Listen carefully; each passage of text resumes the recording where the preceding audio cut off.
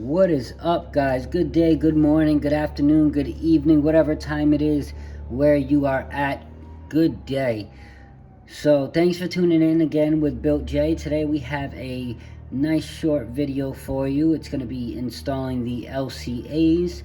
If you guys haven't been following, you do not know that I have taken out the rear trailing arms, and now I'm doing a fresh install of the whole rear end. So today I'm going to show you how to install these function 7 control arms, and let's just jump right into it, and I will show you how to get started. Of course, you need to install your strut. I do have new suspension on the way, but for installation purposes, I will go ahead and install this stock strut here. So of course you want to install your strut, and then I'll get you started and we'll get you set up in a different position. Alright guys, so the first step to installing the LCAs and the subframe is actually installing the subframe first.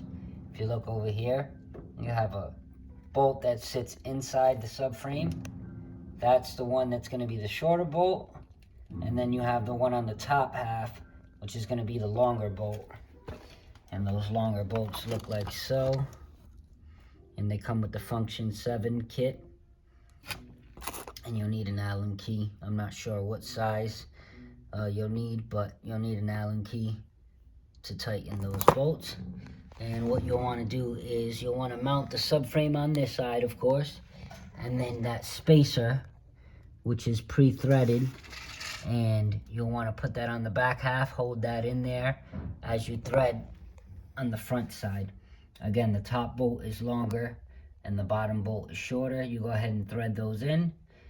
Do not tighten them all the way down just yet, because we're going to install the LCAs.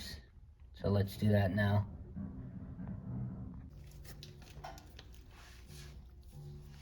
Okay guys, so now we're going to be installing the strut bolt right into the strut along with the LCA. So we'll go ahead and grab that nut. It looks like this. It has like a pointed end, so we'll go ahead and we'll use that.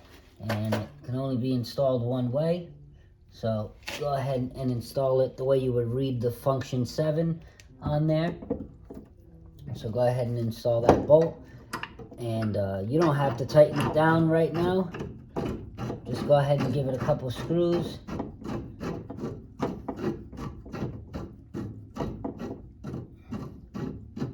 Alright, so now you could see that it swings easily.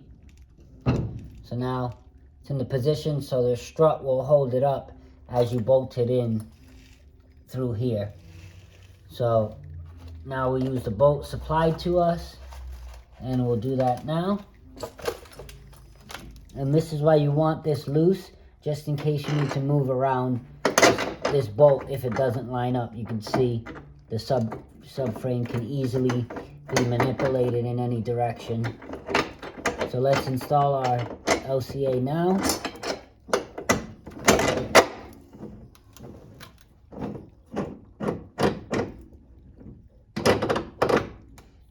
Okay, then we'll put our washer and then our nut.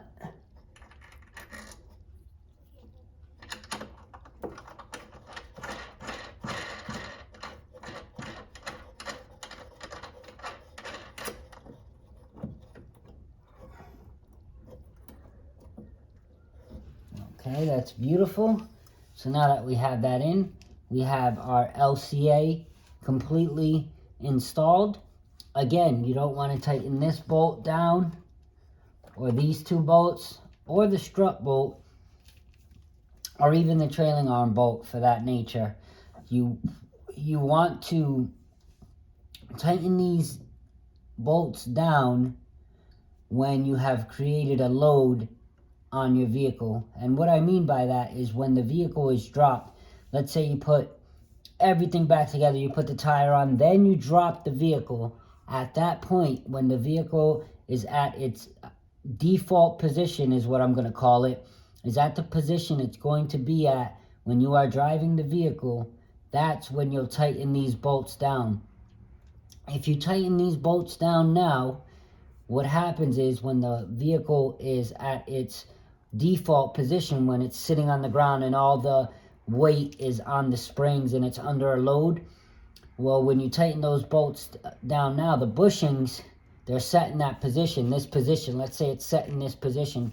So once the load is created, you push up on this and the load is going to go up. So what you did is you tighten the bolt on the bushing, and now once it's at its load, the bushing is going to twist and crack, and it's going to cause premature wear on the bushing.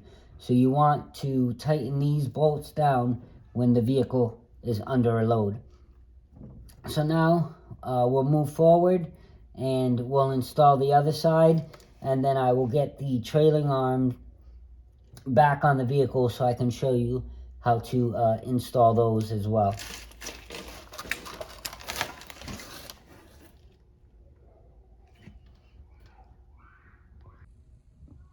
Alright, now that we have both sides in and the subframe in, it's looking awesome.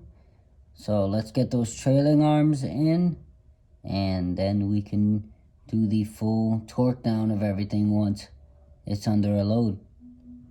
But for now, it's looking pretty darn good. Alright guys, so the trailing arm is in. So I'll tell you the order in which I installed the trailing arm. So I first installed that bolt to the LCA. And mind you, it's not while it was jacked up. Jacking it up is the last step, so just follow me here. So while it was not jacked up, I installed that bolt. And then I installed the compensator bolt down below here, that one there, and you want to make sure that this bolt is loose so you're able to swing the arm in any direction. So it's going to be loose enough so you can move it. And then I tighten that up, not all the way down, but I tightened it up so that the compensator arm wasn't going to pop out of that place. And then once I got those two in, I removed my toe arm. So what I did, I removed this bolt, and then I installed these two 14mm bolts because there was so much weight on this end. The control arm wants to pop out in this direction towards the camera, so it's popping out towards that way. So to relieve stress off the bolts and everything and avoid cross-threading, again, I just took this 14mm bolt off the trailing arm and bolted up the toe arm, two 14mm bolts, and then at that point I was able to move the trailing arm forward and then connect it. And then once those three bolts are connected, at that point you do want to lift the vehicle up. You want to lift it up right underneath the strut bolt, and then at that point the trailing arm bolts would be accessible. These trailing arm bolts here, so those will be accessible, because when the car is not lifted up on the strut portion, this is so far away that the bolts won't even thread in. So at that point you would need to get the jack it up underneath the strut, and as you're lifting, this will slowly get closer to the frame, and then at that point you could go ahead and bolt that 17mm bolt up, and then the other one on the other side right there. So you bolt that one up and that one up as well, and then you are pretty much ready to go. So with that said, it is ready to go, and now at this point the trailing arm is installed. So what I'll do is now I can lower the vehicle now that everything is tightened up. So let's lower it now. Okay, we'll loosen that up now.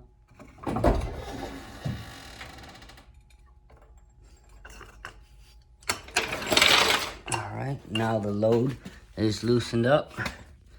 You can see everything is bolted in. It's locked up. That's nice and flush. Compensator arm down there is connected.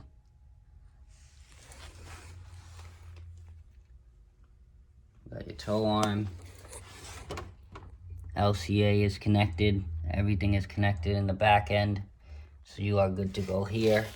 And then once you drop the vehicle and get everything to spec, then you could go ahead and tighten down those compensator arms, and that bolt there you want to tighten down, the strut bolt for the LCA, this bolt for the trailing arm, and then also the bolts for the LCA that connect to the subframe.